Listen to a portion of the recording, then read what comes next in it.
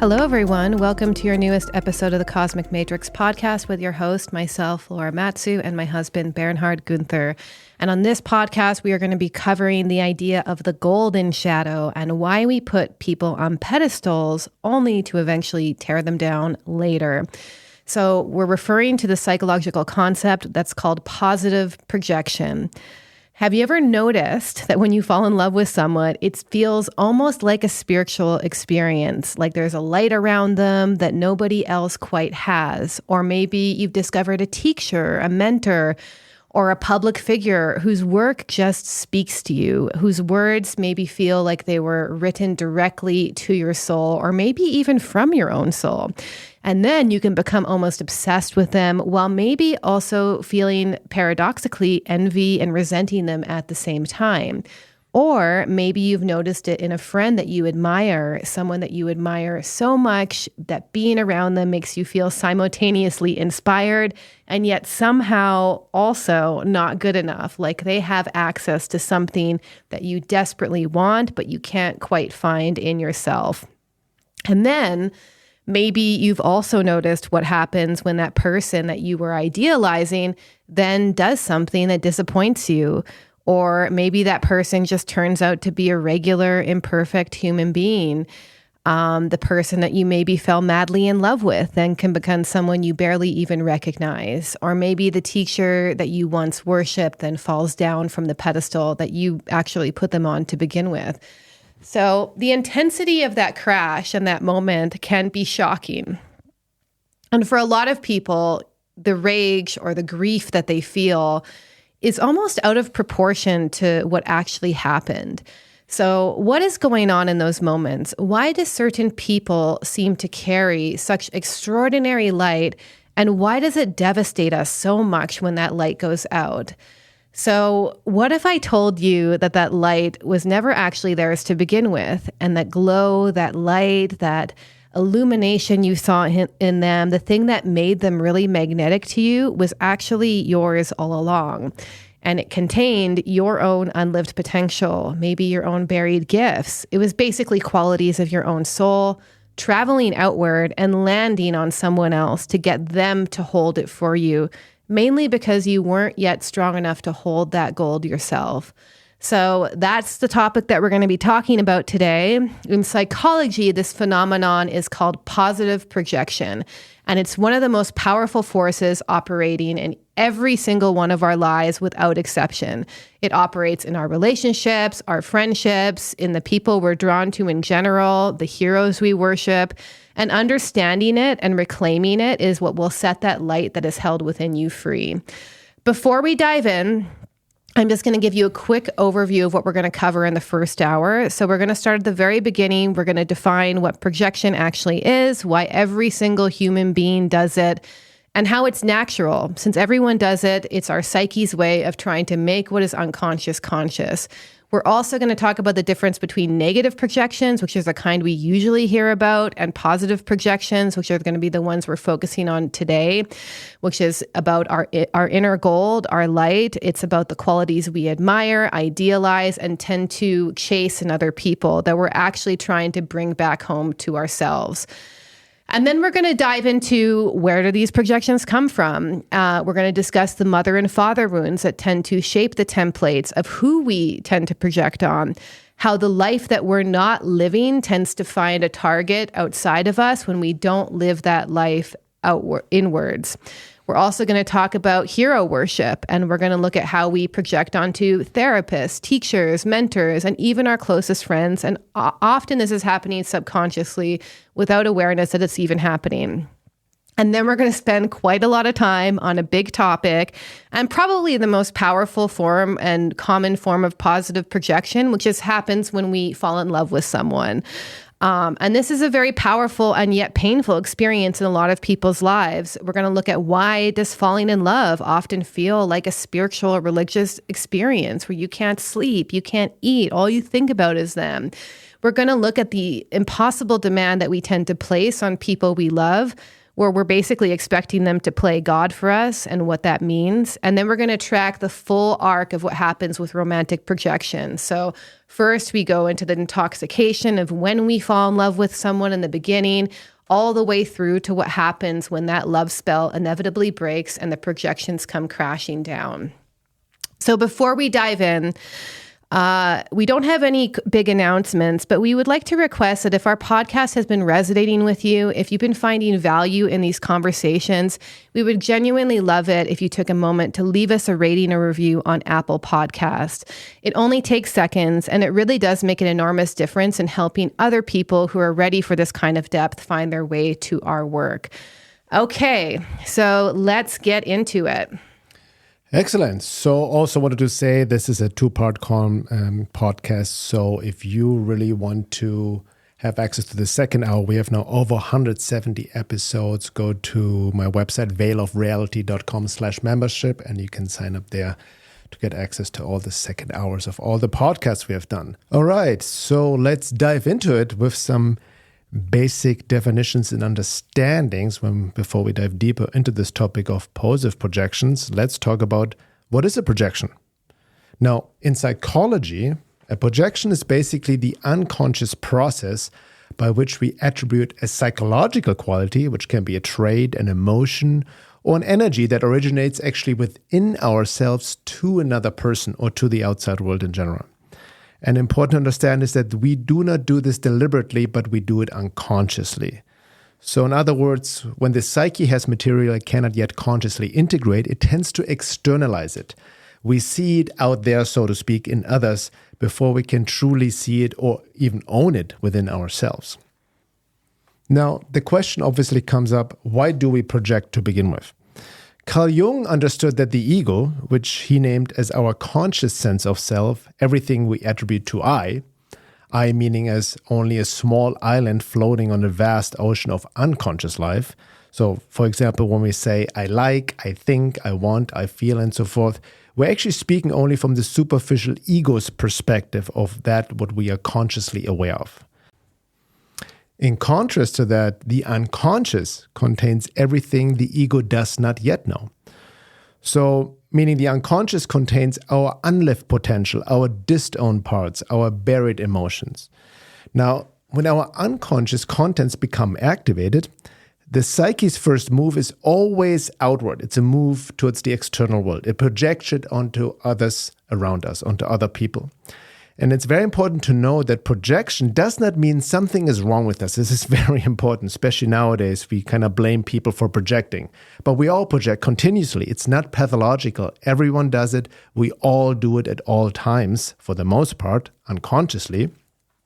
And when we do this, it's because this is actually the natural way that consciousness seeks to know itself. So projection has an inherent purpose in even the evolution of consciousness to become more aware. Once we become aware of the mechanism of projection. And as Carl Jung said here, quote, just as we tend to assume that the world is as we see it, we naively suppose that people are as we imagine them to be, we still go on naively projecting our own psychology into our fellow human beings. So, very important to understand that everyone projects without exception. It's not something that only certain people do. It's not only that other people do and you don't do it. It's a default condition of the unexamined psyche. Now, until we develop genuine self-awareness through the inner work, what Jung called enough insight, so to speak, we cannot really distinguish between what belongs to us and what belongs to the other person. The other world becomes a mirror of our unconscious that we don't know we are looking into. It's very important to understand because so many people continuously ask, what is mine, what is not mine? We only become aware of it through this inner inquiry, through the shadow work, through the inner work, by increasing self-awareness. Now, very important to understand, as Laura also mentioned in the beginning, we need to differentiate negative and positive projections. For the most part, when we talk about projections, most people name it in the context of the negative shadow, meaning we think of projection typically as when it's a negative quality, like dark, disowned quality, we cast onto others. For example, the person who we get triggered by, get angry with, or we judge the most based on all kinds of negative qualities we project on the other person, but don't really see within ourselves. But there's another less discussed form of projection, and this is exactly the topic of this episode. This is positive projection. This is when we take our own unlived potential, our buried gifts and talents, our inner gold, so to speak, and place it onto someone else to hold it. Okay, so let's just set the foundation and talk about what inner gold is. So inner gold, the golden shadow, positive projection, this idea of putting people on pedestals, that all means the same thing. So inner gold is actually Robert Johnson's term, which he coined to describe this phenomenon of positive projection. So he saw inner gold as the highest value residing within the human psyche, that our inner gold is essentially about the self, the soul, our essence, and the luminous light of who we truly are. So it's not something we gain. It's not something that we construct. Inner gold is essentially there at birth, and it's us at our absolute best, at our most authentic, in our most purest essence before we get conditioned by the world. And the paradox Jung identified is that the gold is ours, but the ego is often not yet strong enough to consciously carry that gold. So the psyche doesn't just move from unconscious to conscious in a straight line. It actually requires an intermediary step. And that's, we need someone to carry that gold for us until we are strong enough to carry it ourselves. This is when positive projection comes in. Our gold travels outwards, it lands on another person, and then we see that person kind of glowing with a type of light, radiance, which actually in truth belongs to us.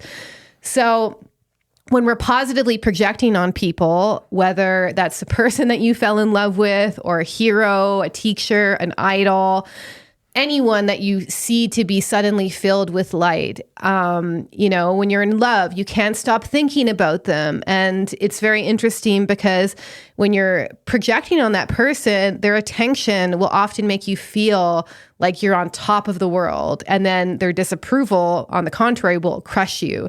And that feeling is your gold being projected onto them and giving it to them. So it's really important to understand this phase that something within you is waking up, and it's meant to just find a temporary home in them.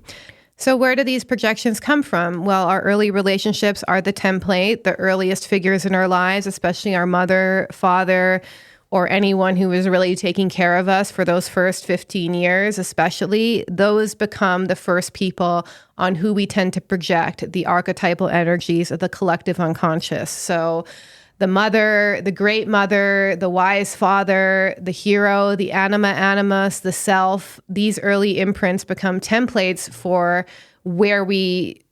who and why we tend to project onto people later on. So the people who later carry our projections almost always have some level of similarities in some way with these figures. So for example, if our mother was emotionally withholding, if she didn't emotionally meet our needs, that then becomes the templates for our projections. And then we either become attracted to people who we also see as emotionally withholding like her, or we do the opposite because we have a deep desire to feel emotionally met in a relationship. We then project that archetypal mother template, this idea of unconditional love, unconditional acceptance onto women in our lives, or maybe just therapists, female friends, sometimes even onto communities as a whole.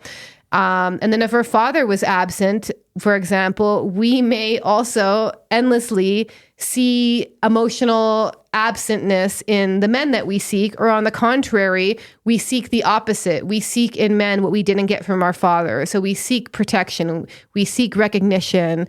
This may also not just be in romantic partners, but bosses, mentors, male figures in our lives, teachers. So it's really important to understand that as long as we're projecting these original wounds onto them, we're not relating to those people as individuals anymore. We are relating to the image that we are projecting onto them, which reflects that original wound. Yeah, and very important to understand that beyond these parental complexes, which are already very important in themselves to be aware of, because we all have our internal mother and father complexes within ourselves, that projections can also arise from what Carl Jung called the unlived life. Now, that is the potentials we have actually abandoned in ourselves in order just to belong, to be safe, to gain conditional love and approval, be it from our parents, from our friends, from our peers, from society, culture, and so forth. So the child who was told to stop being so dramatic, for example, eventually exiles her inner performer, her creativity, or the girl that was shamed for her ambition then exiles her drive, so to speak. Now, these exiled parts do not disappear. This is very important to understand. But they get buried in the unconscious, and then we eventually project them outward onto whoever seems to carry that quality we once had to abandon. And that all happens on an unconscious level. Now, who are the most common carriers of positive projections? Well, Laura already hinted at it. Most obviously, it's romantic partners. They're the most potent carriers of these positive projections, for reasons we'll also explore in more depth in this episode. But what's very common as well, we project onto spiritual teachers, onto therapists, mentors, close friends, and obviously celebrities. It's a big one. It's a whole projection luge fest in a sense. On sports stars, athletes, any public or online figures whose work we seem really speak directly to us. We feel touched by them. It's almost they talk directly to our soul, or at least that's how we perceive them, right? So what it comes down to is that we can be sure that whenever we feel a very strong positive emotional charge towards the person, positive projection is almost certainly at work. All right, let's talk now about hero worship, because it's a huge aspect of positive projection. And we want to point out that this is necessary as well, right? Again, we have established that before, everything has a deeper purpose, so to speak, because this is how consciousness develops. So in short, we externalize our potential into the heroes we project on. And eventually we hopefully are strong enough then to withdraw the projection and integrate what we previously could only see or experience in another. For example, Robert Johnson makes a note here about how hero worship can actually be an important phase of development. He says, quote, "For a 10-year-old boy, his 12-year-old neighbor is a hero. 2 years later, when the 10-year-old is 12, he has become the characteristics that he projected onto the 12-year-old. He assimilated them back and became them," end quote. So basically, the boy assimilates what he projected and then moves on to a new hero, a new projection, a new rung on the ladder, so to speak, on this process of becoming. That's what it's really all about. It's an important aspect really of psychological growth. However, the problem really arises when the projection is never withdrawn, when we remain in a state of obsessing about our heroes without ever recognizing the gold that we see in them as our own. So Johnson offers the image of an alpine climber. For example, you hammer a spike into the mountain, you secure your rope, you pull yourself up to it, and then drive into the next one higher, right? Like you climb a mountain. But so our heroes and the people who we positively project on are meant to function in the same way. They are basically the anchor points by which we ascend into ourselves. They just represent our next phase of development. As he said, you put your own gold onto somebody until you're able to hold it yourself. Okay, so now let's get into romantic projections and the experience of falling in love. So what I really appreciate about Jung and Robert Johnson's work, and we're going to be quoting primarily from one of his books, The Psychology of Romantic Love, is that romantic love is basically a spiritual experience for many people. When we fall in love and we experience this positive projection, our culture has basically placed a premium on romantic love. We see it in films, we see it in TV shows, we see it in songs, pop songs. It's all about romantic love. And Jung understood that this experience of falling in love isn't just about chemistry. It's not about finding someone you're compatible with, but it's really a psychological and mostly a spiritual experience for many people. Because when we fall in love and we project our own gold, our own value, our own unlived potential onto another person, they become, without either person realizing it, the carrier of self. So they become the carrier of the God image. They become the carrier of our light within. So basically, to quote Robert Johnson, being in love is a deep religious experience. For many people, the only religious experience they'll ever have. So when we fall in love with that person, we're not seeing them as they actually are. We're seeing them through the lens of our projection. So we don't see their contradictions. We don't see how ordinary they are. We don't see how human they are. We see our own projected gold overlaid onto them, and it blinds us. So this is why people who fall in love will feel like I feel like no one's ever seen me or understood me like this person. What's happening is they're finally seeing the light that's within themselves reflected back through the person that they're in love with. But as anyone who's fallen in love knows, there is a disillusionment that always follows this falling in love phase. The person maybe starts to show something to us that is not in alignment with the projections that we have of them. We start to see them as they really are, not who we imagine them to be. Maybe, for example, you see them having a character trait that doesn't really live up to your idea of who you thought they were in the beginning. Or maybe it's just your first conflict. Whatever it is, we're being confronted with reality, and it's really necessary because when that gold starts to crack, the projection starts to loosen. And that's happening because the gold wants to be retrieved and it wants to come home to within you where it was originating from all along. But this doesn't happen, actually. People don't withdraw the projection at that point. What most people experience, they feel it as a profound betrayal, or they just become disappointed with the relationship, or maybe they just feel bored with the person. This is usually when people begin to enter a power struggle with that person. They often try to change them into someone who they are not. They might say to them, "Oh, you're not who I thought you were in the beginning." But the truth is, they never were that person. We were basically being blinded by our projections. So the invitation at that moment is to ask ourselves, what quality did I see in them that I'm now being asked to own within myself? So it's really time to withdraw our projection and to actually relate to that other person as a human being in essence. So let's look also into the distinction then between romantic love and human love, because as Laura just alluded to, after the projections lose their power and we see the person as he or she truly is, then that's when most people divorce or break up, right? Because the whole relationship was just based on positive projections to begin with, but they are not aware of it. So they always look for somebody else to place their projections on. So Robert Johnson makes a very big distinction between romantic love and true partnership. Romantic love, that's really the intense high of being in love where we're experiencing a projection of this inner gold.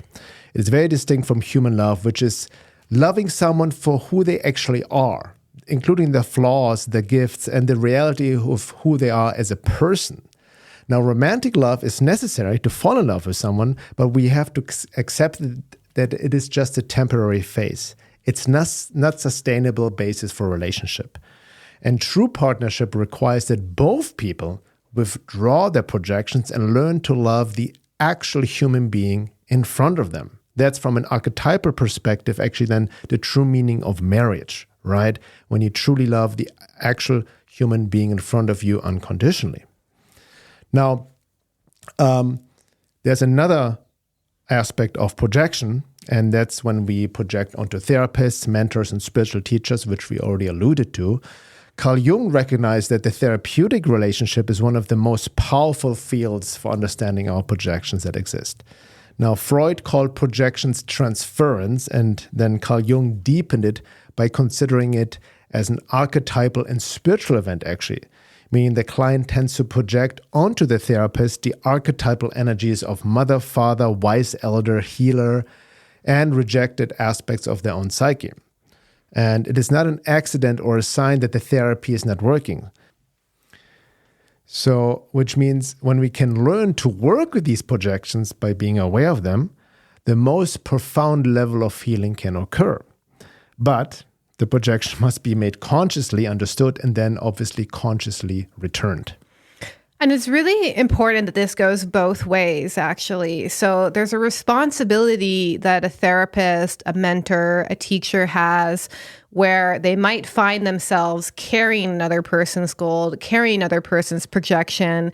And there's a profound responsibility in that we have to hold that gold for the person until they're ready to take it back. But it actually doesn't always happen this way. Some people feed off that admiration and they just want to collect your gold and they refuse to return it to you and return it to the person that they're working with in general. So these are people who will build what's called cults of personality. So they exploit this devotion, they exploit this positive projection, and then they just create a legion of followers who put them on a pedestal while they look down upon them from above. So the healthy role of a mentor or a teacher or a therapist is to just hold that gold temporarily. And as you slowly work with that person, you begin to help that person realize that the gold that they see within you is actually a reflection of the gold within them. So besides obvious romantic projections or projections in a therapy setting or mentors and spiritual teachers, we also tend to positively project onto our male and female friends. Again, for the most part, very unconsciously without recognizing it. For example, a woman may project her own unlived ambition onto a female friend who seems to move through the world being unapologetically herself, so to speak. A friend who charges what she's worth, takes up space, and builds something real and gets the credit for it. She may feel magnetically drawn to her, wanting to be close to her while simultaneously feeling also a sense of low self-worth at the same time, wondering, why can't I do that, right?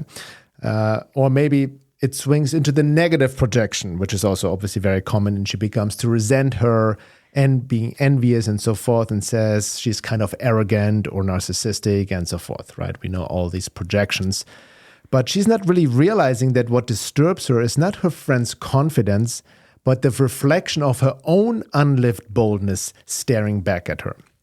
Now, at the same point, a man may project his unexpressed emotional life onto a male friend who seems to be comfortable being open about his feelings, the guy who speaks freely about his fears or his sadness and expresses his inner life. He might either admire him or, again, turning into negative projections, feel an irritation towards him he can't quite explain. He might find himself thinking, oh, he's too sensitive, or he makes everything about himself and his feelings, without actually recognizing that what actually bothers him is the permission that his friend has given himself to express his feelings is something that he has never given himself. Now, this directly relates to also animus and anima projection, right? Also part of Jungian's psychology and his work. We see in others what are actually disowned parts of our own soul. Yeah. And, there's a sudden reversal that happens. And this is extremely common. And if you look around in our culture, you're going to notice it happens all the time. And that's when positive projections turn into negative ones. So anytime we're putting someone onto a pedestal and then we discover that they're actually a flawed human, or maybe they have traits that don't match up to the projected idea of who we have, the positive projections tend to turn to completely negative. So we desire to take them down. They're the best in the world one moment, and the next moment they're the worst thing in the world. And this is a very disorientating experience in relationship when the reversal happens, whether you're on the receiving end or you are that person doing that to someone else. Because it's someone you just loved and you felt was the most amazing thing in the world and becomes someone that you despise. So the reason that this happens is that when the person who is carrying this gold for you has disappointed you or hurt you in some way, or maybe they're just simply too human to hold up to this idealized person that you expected them to be, and the projection falls, then what happens is the gold, which is charged emotionally with all of your deepest longings and unlived life, it turns into resentment. And Robert Johnson has a great quote encompassing this, and he says, quote, "If someone has your gold, and even if you just think they have taken your gold, and then they displease you, you might become furious." So this is extremely common. It happens all the time. And it's just important to catch ourselves, because at this point, we will often fall into a power struggle, or as Bernhard will speak about in a minute, this is also the energy behind all of these mobs and cancel campaigns we see in culture. But it's extremely common, and it's really important to realize that when that moment happens, it's the end of the projection falling. Yeah, it also ties into the psychological concept of psychological splitting, extremely black and white view of others and the world. And ultimately, it ties into scapegoat dynamics. So the same unconscious mechanism, basically, that created the idealization can quickly turn to devaluation, right? Meaning the person who was once everything to you becomes nothing. It's very extreme. And often they become worse than nothing. They become the villain in a story that, until recently, cast them as the hero. It's a complete inversion. Now, we see this everywhere once you truly know how to look for it. In our culture and society, we worship celebrities and public figures, really loading them with our gold and positive projections. And then the moment they reveal themselves as flawed human beings, as they inevitably will, we feel betrayed, right? And then we turn on them with an anger. This is completely disproportionate to what they actually did. We see this especially in cancel campaigns, where suddenly people pile on public figures, writing everything positive they ever said or did, or not even seeing anything positive they ever did. This is a positive projection reversing into intensely negatively one. And then the mob that once worshipped someone is now intent to destroy them. And the emotional intensity is really identical to the positive projection, just reversed or inversed, only the charge has changed and taken a very, very negative quality. We see this also in the spiritual student who devoted years to a teacher, gave them enormous trust, and then, as it happens, sometimes when the teacher inevitably fails to be the enlightened being the student needs them to be, he or she turns on them completely. The devotion then becomes a public denunciation, a cancel campaign. And this is not always without cause. Teachers do cause real harm. We don't want to deny this, right? Absolutely. But the intensity is in the reversal, the need to annihilate that person rather than simply grieve the relationship, heal and move on. That tells you that something more than an everyday human disappointment here is at work. The gold is being ripped back rather than consciously retrieved. And we see it most painfully in marriage, of course. Two people who once stood across a room from each other and felt that the other was the love of their life can then, in divorce, become each other's greatest enemy. And it can get very, very nasty for a long time. The same person who once carried all of your gold then becomes the person who gets assigned all of your shadow, the negative shadow. The romantic partner becomes the narcissist then, right? The one who ruined your life. And you will fight them with the same energy you once pursued them with, because the energy was never really about them. It was always yours. Now, Carl Jung understood this as a fundamental law of unconscious life, meaning what we cannot integrate, we project. And what we project, we eventually persecute. If we will not retrieve these projections consciously through this inner work and honest self-reflection, the psyche then will force a crisis that demands that we confront what we have been outsourcing and projecting towards others. The scapegoat is not the problem. It's important to understand. The scapegoat is the mirror we smashed because we couldn't bear what we saw in it. Yeah, and it's really important to see projection not just as an individual thing. It happens culturally as well. So, the way that entire societies project their collective gold onto the leaders they elect. They project their collective gold onto their nation, onto their religion, onto certain ideologies, and then they persecute those same objects once they fail to live up to the projection. And it's basically the same mechanism that happens one-on-one in interpersonal relationships, but happening on a civilizational scale. So, and Jung saw this happening, and many people have pointed this out, not just Jung, that when a culture loses its conscious relationship to its own shadow, it doesn't disappear. It gets basically elected or marched against. So we can see this In American politics, it's very obvious these days. And look what happens even every 4 years when we elect a new president. So a candidate emerges and half the country loads them with their collective gold. They feel like this person is going to return the country to safety. They're going to return it to meaning and order. They're going to fix what's broken. And there's merchandise and flags. And there's this parasocial devotion behind it. It's not just about politics at that point. It's a religious experience. And the candidate who gets elected then becomes the carrier of the collective soul. And then when they fail to implement the policies that they loaded their gold with, or maybe they get caught up in some sort of scandal, or just it's simply impossible for them to be what the entire population needs them to be. The projection collapses, and then the person that they once worshipped, they now hold contempt for, and sometimes very quickly. Happening right now as we speak. Yes, and this is just not a phenomenon of one side, because each side has a politician who comes on the scene and says, I'm going to finally transform the system. And then they're torn apart the moment they fail, and they reveal that they're just an ordinary human being. And obviously there's many aspects to this. Maybe just a puppet, essentially. And this is basically the essence behind the political tribalism we see from a psychological level, that we project our own unlived values, our grief about the state of the world, our shadow onto these external figures or the group that we feel that is opposing our figure. And it's really extreme. I mean, you see it very obviously today that the other side cannot just have different values. They become evil, or they're an existential threat to democracy.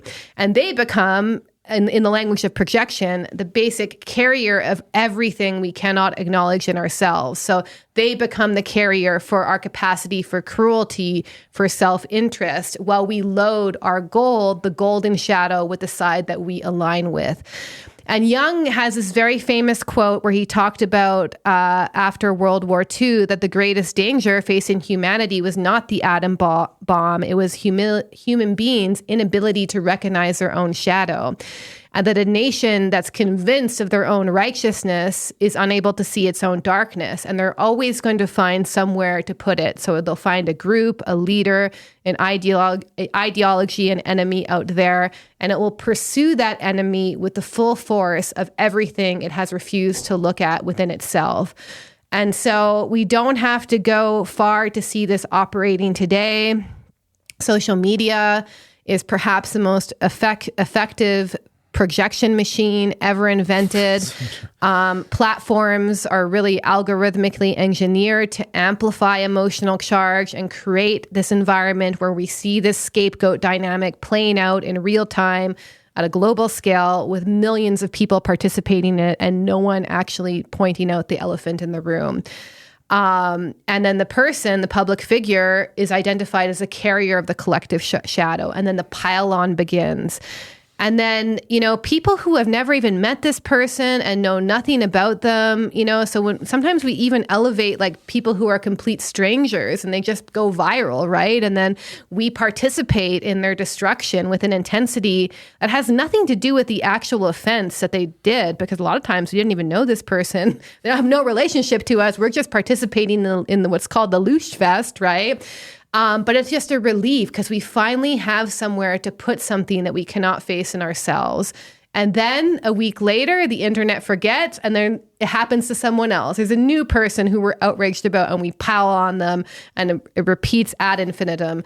And the gold just keeps bouncing along, and the shadow keeps finding new hosts. And, the inner work that would actually address the key issue is never going to get done by the masses. The masses will always just follow the urges of the unconscious. They become part of the egregore of this. And the mechanism ensures there's always going to be a new target. So Jung's insight is really radical, and it remains as relevant as it was in his lifetime, that there's only one place this actually ends. It's not about electing a leader, a new leader, a better leader. It's not about better policies. It's not about defeating the enemy. It ends when enough individuals are willing to turn the projection around and ask, what is the intensity of my feeling about this person, this group, this ideology telling me about myself? And what have I put out there that actually belongs in here? And the reason that most people don't do this is because that question is uncomfortable to face. And this is why this kind of work is not popular. But it is really the only thing that's ever actually changed anything at the level where real change can actually happen as individuals at our individual level of consciousness. Yeah, that just made me realize again, we have a long way to go collectively. So everything we have covered now, the inner goal, the positive projection, the need for someone to carry our projection, right? We see also that there's a purpose behind that idea of projection, of someone carrying the gold for a time, right? Hero worship, the scapegoat dynamic, all of that, it reaches its most intense and most culturally popular expression in one place, romantic love, right? We talked about this briefly before. But falling in love from a Jungian perspective is really a profound psychological and actually spiritual experience, because when we fall in love, we project our own soul image onto another human being. As Robert Johnson said, I'm quoting him here, quote, "When we are in love, we feel completed, as though a missing part of ourselves had been returned to us. We feel uplifted, as though we were suddenly raised above the level of the ordinary world. Life has an intensity, a glory, an ecstasy, and transcendence." End quote. So basically, to frame it, falling in love is a religious, or think of it as a spiritual experience. That feeling of being complete when we fall in love, it's not necessarily all an illusion. It points at something real, but the key thing is that wholeness is not coming from the other person. It is coming from the activation of your own inner gold. So, the way that Jung framed this is he understood that each person within them carries several instincts, right? And one of that instincts is towards spirit. He called this a religious function, that we all have an inborn urge to find meaning, to seek transcendence, to seek wholeness. But for most of us in the modern world, that urge has been stripped by its traditional containers, like church, like ritual, like myth. And so what happens, it doesn't go anywhere. It just flows into other places in our culture. And most predominantly, that urge for a spiritual experience then gets misplaced onto the experience of falling in love, which is why our society puts such a high premium on romantic love and finally finding the one. And this is a great quote from Robert Johnson, and he says, quote, "Our urge towards the soul finds its way involuntarily into the one place we would never look for it, into the projections, the ideals, the ecstasies and despairs, the passions and striving of romantic love. For lack of any other channel, our religious instinct has migrated almost completely into the one secret place where it is allowed to live, romantic love. This is why we feel that our lives are absolutely meaningless except when we are in love," end quote. Now, this ties also into another Jungian concept of the anima and animus, and we have done past podcasts about this topic specifically. By the way, if you want to learn more about it, go to my website with all the podcasts on there, veilofreality.com. Click on the podcast link there. You see all the episodes. And what we have done now, we have organized all the episodes based on topic and categories. Because if you go back the catalog, many of them are very still insightful. So you just can click there on psychology and shadow work, and then you can find specific podcasts on this topic as well. But Jung named what the soul image that we tend to project onto the man and women in our lives, the anima. For men, which is the feminine principle within his psyche, and for women, it is the animus, the masculine principle within her psyche. Now, when we fall in love, we're not primarily encountering the other person, we're also encountering the potential of these inner figures onto them.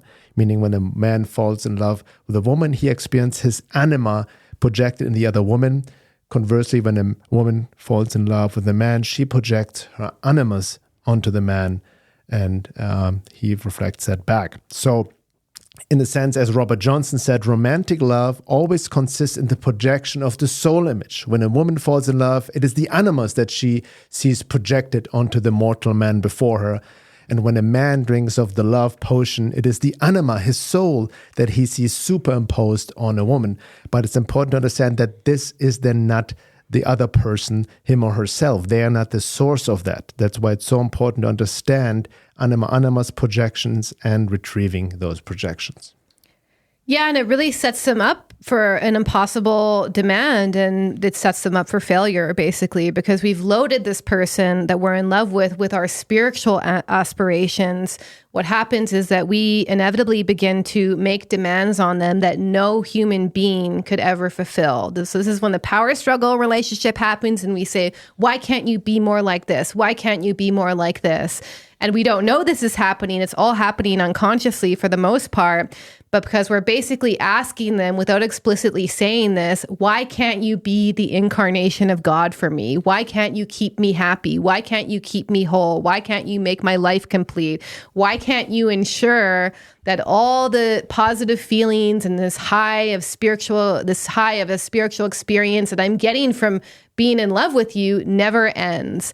And, Robert Johnson, again, has a really great quote where he says, this is why men and women put such impossible demands on each other in their relationships.